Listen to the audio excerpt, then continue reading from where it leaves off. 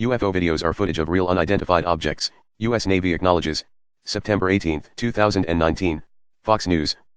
By Chris Chachia. For the first time, the U.S. Navy has acknowledged that the 3 UFO videos that were released by former Blink-182 singer Tom DeLonge and published by the New York Times are of real unidentified objects. The Navy considers the phenomena contained/depicted in those 3 videos as unidentified, Navy spokesman Joseph Gradisher told the Black Vault, a website dedicated to declassified government documents. Gradisher added that the unidentified aerial phenomena terminology is used because it provides the basic descriptor for the sightings/observations of unauthorized/unidentified aircraft/objects that have been observed entering/operating in the airspace of various military-controlled training ranges. The statement has been corroborated with other media outlets. Fox News has reached out to the Navy for additional comment for this story. The videos in question, known as FLIR-1, Gimbal and Go Fast, were originally released to the New York Times and to the Stars Academy of Arts and Science, TTSA. In December 2017, Fox News reported that the Pentagon had secretly set up a program to investigate UFOs at the request of former Senator Harry Reid, DNEV. In June 2019, Reid, now retired, expressed his desire for lawmakers to hold public hearings into what the military knows. They would be surprised how the American public would accept it, he said during a wide-ranging interview with a Nevada radio station. People from their individual states would accept it? The first video of the unidentified object was taken on November 14, 2004, and shot by the F-18's gun camera. The second video was taken on January 21, 2015, and shows another aerial vehicle with pilots commenting on how strange it is. The third video was also taken on January 21, 2015, but it is unclear whether the third video was of the same object or a different one. John Greenewald, Jr., who publishes The Black Vault, told Motherboard he was surprised at the language the Navy used in its official statement. I very much expected that when the U.S. military addressed the videos, they would coincide with language we see on official documents that have now been released, and they would label them as drones or balloons, Greenewald told the news outlet. However, they did not. They went on the record stating the phenomena depicted in those videos is unidentified. That really made me surprised, intrigued, excited, and motivated to push harder for the truth. Luis Elizondo, the former head of the Pentagon's Advanced Aerospace Threat Identification Program, AATIP, has previously said that people should pay attention to the comments the government is making about UFOs. What the pilots encountered that day was able to perform in ways that defied all logic and our current understanding of aerodynamics, Elizondo wrote in a Fox News op-ed of the 2004 encounter by U.S. Navy pilots who witnessed the object off the coast of San Diego.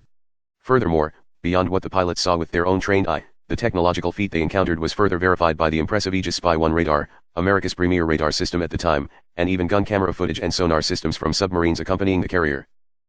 Earlier this year, the Navy issued new classified guidelines on how to report such instances in response to unknown, advanced aircraft flying into or near Navy strike groups or other sensitive military facilities and formations. The Defense Department also briefed Senate Intelligence Committee Vice Chairman Mark Warner, DVA, in June, along with 2 other senators, as part of what appeared to be heightened efforts to inform politicians about naval encounters with unidentified aircraft. Warner's spokesperson indicated that the senators sought to probe safety concerns surrounding unexplained interference naval pilots faced, according to Politico. The outlet reported more briefings were being requested as news surfaced that the Navy revised its procedures for personnel reporting on unusual aircraft sightings. President Trump said he has been briefed on Navy pilots' reported sightings of unidentified flying objects, but remains skeptical of the existence of UFOs. I want them to think whatever they think, Trump told ABC News' George Stephanopoulos earlier this year, referring to the Navy pilots. I did have one very brief meeting on it. But people are saying they're seeing UFOs. Do I believe it? Not particularly. Fox News' Bradford Betts, Louis Cassiano, and Sam Dorman contributed to this report. Navy withholding data on UFO sightings, Congressman says. By Brian Bender, Politico.com. September 6, 2019. A top Republican on the House Homeland Security Committee is accusing the Navy of withholding information about reports of unidentified aircraft after officially requesting more data on the mysterious encounters. Representative Mark Worker of North Carolina, the ranking member of the Intelligence and Counterterrorism Subcommittee, asked Secretary Richard V. Spencer in July to outline what resources the Navy is dedicating to investigating the sightings. He also asked if officials have found physical evidence to substantiate the claims, and whether they are aware of any foreign nations or private companies that have introduced breakthrough technologies that could explain them. Navy Undersecretary Thomas Modly responded in a brief letter on July 31 that the Department of the Navy takes these reports very seriously and continues to log sightings and fully investigate the accounts, according to a copy provided to Politico. But Worker said he is discouraged by the Navy's seeming unwillingness to provide this committee with more data about the so-called unidentified aerial phenomena, the term the Pentagon prefers over the more traditional unidentified flying objects, or UFOs. He has expressed concern publicly that the craft could pose a threat to U.S. forces or territory. While I am encouraged the Undersecretary of the Navy confirmed that UAP encounters are fully investigated, there is frustration with the lack of answers to specific questions about the threat that superior aircraft flying in the United States airspace may pose, Walker told Politico in a statement.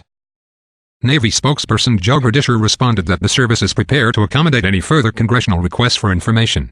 At this point in time, however, we have not received any new requests for updates on this issue, he said by email. Congressional interest in the unidentified aircraft reports has grown since revelations by Politico and other news outlets in late 2017 that the Pentagon had investigated the sightings through a program established a decade earlier by former Senator Harry Reid of Nevada. Among the revelations were sightings reported by pilots and other personnel assigned to the USS Nimitz and the USS Theodore Roosevelt battle groups in 2004, 2015 and 2016, including footage of unknown aircraft exhibiting characteristics that appear to defy known aerodynamic properties. The Pentagon also financed a series of theoretical studies to try to explain how the aircraft might operate, ranging from detection and high-resolution tracking of vehicles at hypersonic velocities to warp drive, dark energy, and the manipulation of extra dimensions. Members of Congress on several oversight committees have also sought classified briefings from the Pentagon on the research in recent months. The Navy has insisted it is taking the report seriously, including the potential the sightings could be explained by unmanned aerial systems or pilotless drones. Modley's brief letter to Walker, for example, explains that the wide proliferation and availability of inexpensive unmanned aerial systems (UAS) has increasingly made airspace deconfliction an issue for our aviators. Modley's response added that naval aircrews have been provided reporting guidance to determine the frequency and location of UAS operating in training areas, and that the Navy continues to dedicate resources to the tracking and investigation of reports that could affect the safety of our aircrews. Politico first reported in April that the Navy has updated the process for personnel to report unidentified aircraft. But Walker specifically queried the Navy on UAPs, not drones, citing reports of aircraft traveling at speeds and making maneuvers that go well beyond what is believed to be technologically possible. In his July 16 letter to Spencer, Walker asked a series of specific questions about the sightings, including, does the department continue to dedicate resources to tracking and investigating the claims? If so, to what measure? Has the department found physical evidence or otherwise that substantiates these claims?